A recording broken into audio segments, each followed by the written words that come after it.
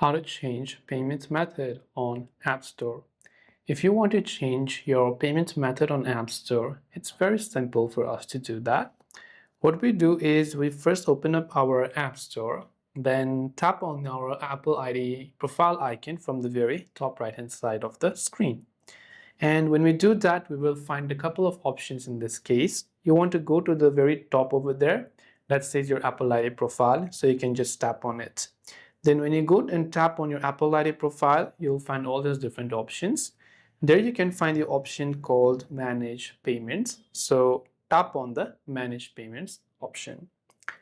When we go to this page, just be patient and wait because this page could take a couple of seconds to load depending upon the strength of your internet connection.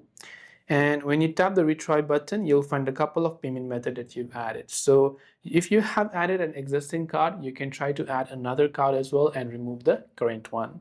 If you haven't added, you can add other options like credit or debit card or even your PayPal account. But once done, your payment method on your App Store should be successfully changed after you've saved the changes.